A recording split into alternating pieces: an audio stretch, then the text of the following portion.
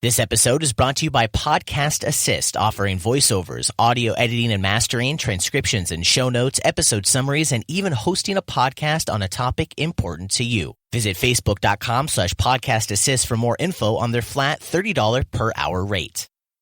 Subscribe with iTunes, Audio Boom, Stitcher, or your favorite podcasting app. And if you enjoy what you hear, like us on Facebook. Also, consider throwing a little cash our way by visiting patreon.com/KoreaFM. And find more of our great content on our home on the web, KoreaFM.net. With more and more Korean and international tourists visiting Jeju, the government and those involved with the tourism industry are trying to make the most of the boom in visitors. But some say more needs to be done to protect Jeju from the negative consequences of too much tourism. And one journalist living on the island is stressing the need for proactive measures to prevent Jeju from losing what attracts visitors to the island in the first place. I spoke with Jeju Weekly writer and editorial advisor Darren Southcott about the future of the island and how making the right decisions now can ensure Jeju's tourism success. Currently, tourism's around, I believe, 13 million, and it's looking to rise to 20 million by 2025. Going back just a few years to 2010, I believe it was around 10 million. So you can see it's increasing at quite a rate, and it has been speeding up, particularly in the last 5 years or so. The tourism model on Jeju was built around group tourism because that was the form of tourism enjoyed by many East Asians, and it was targeted initially towards mainland Koreans and Japanese, and now to Chinese. And the issue with this is how much money goes directly to communities. So a lot of group tourists will come, and they will come on a package tour, and people are being transported from the airport directly to a big resort with minimal contact with villagers. They'll spend a minimal amount of money in areas which benefit Jeju heritage and culture as well. And if we're going to go the mass tourism route, how is that going to damage the Jeju brand? And the Jeju brand is secondary to Jeju's environment. How is 20 million tourists going to impact that? So if we need to look at how we're going to ensure that tourists really value the island and actually want to come here, some areas need protection. I think everyone agrees that, that people understand the concept that certain areas have value and therefore we should cherish them. And I think Jeju Island is unique in being a UNESCO Triple Crown with World Natural Heritage, Biosphere Reserve, Geoparks. It also has numerous Ramsar wetlands. And so we know this island is very, very precious as an ecological habitat, but currently we don't seem to be actually showing that in our tourism policy because we're just looking to get more and more people here. Jeju Weekly editorial advisor Darren Southcott says one of the ways Jeju could limit tourism and also generate revenue to protect the island is by charging every visitor a small fee. By introducing eco-tax for tourists that visit, not only do we ensure that people coming here value the island because they see it's precious, because they see that I have to pay an eco-tax to come here, that's a privilege. It's not a debilitating eco-tax either. If you look at something like Man Won per visitor, it's not something that would put off many tourists, if any at all. But it could make people think about the island in a different way, behave about the island in a different way. And also it would create a pot of funds which could be used for conservation projects, areas such as coastal habitat, improving conservation areas, ecotourism facilities on the island, for managing the national park, even for welfare for the remaining diving women and the important role they play in local communities. So there's lots of ways the money could be spent, which would not only benefit islanders directly, but would also influence how people interact with Jeju Island.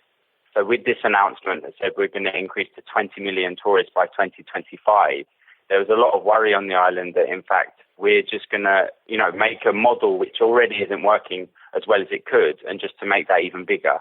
And I think we can increase incomes for islanders, and we can increase the benefit to local communities without even increasing tourism numbers. And that's by ensuring more money is spent with villagers, in local shops, in local restaurants, and less of it is spent on group tours, in big hotels, in closed-off resorts.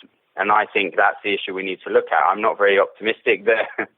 this will actually be tackled. But I think that it is a conversation that people are having on the island.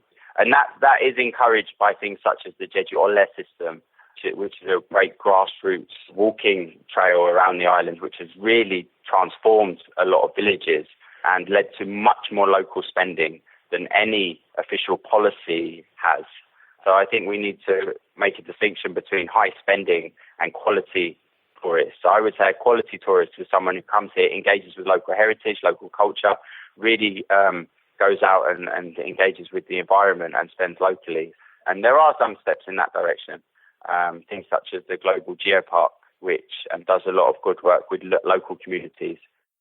I also spoke with an expert who says Jeju's tourism policy reflects last century's thinking. I'm Ross Dowling, a professor of tourism at Edith Cowan University in Western Australia, and I also advise UNESCO on geotourism through the UNESCO Global Geoparks program. I've had the great fortune to travel the world from the Antarctic to the Arctic and from South America through to Africa, Asia, Europe, and all other parts. And I have to say that Jeju Island is one of the most beautiful islands in the world. I mean, it certainly lives up to its ranking of holding the triple crown of Biosphere Reserve, World Heritage, and also Geoparks, and at the same time being one of the new 7 wonders of the world. But if Jeju wants to keep those, then they will have to start to look at the number of tourists that are coming to the island, because if it's perceived to be overrun by mass tourists, then it will turn off the very tourists that I'm suggesting that Jeju could attract. That is the high yield, high-paying tourists from Japan and from, they're emerging in China now, but they're already there in Europe and North America and Australia, where they would love to go to Jeju, but for a more natural experience. There is a sort of a cycle of evolution, if you like, for tourist destinations where they start as an emerging destination, then they become increasingly popular, people start to go, then there's mass tourism goes to a particular destination, and then after a while, the visitors get sick of seeing lots and lots and lots of other tourists there, and so then that destination goes into decline. So this is well known around the world, and what I perceive as a frequent visitor to Jeju Island is it probably in the next few years going to reach a point where it will become saturated with tourists, and the international tourists that are visiting this beautiful island will start to think to themselves, well, it might be beautiful, but I don't want to be there with, millions of other tourists at any particular time. For KoreaFM.net, I'm Chance Dorland. This episode is brought to you by Podcast Assist, offering voiceovers, audio editing and mastering, transcriptions and show notes, episode summaries, and even hosting a podcast on a topic important to you. Visit Facebook.com/Podcast Assist for more info on their flat $30 per hour rate. Talk radio, music, and podcasts from the Korean Peninsula. KoreaFM.net.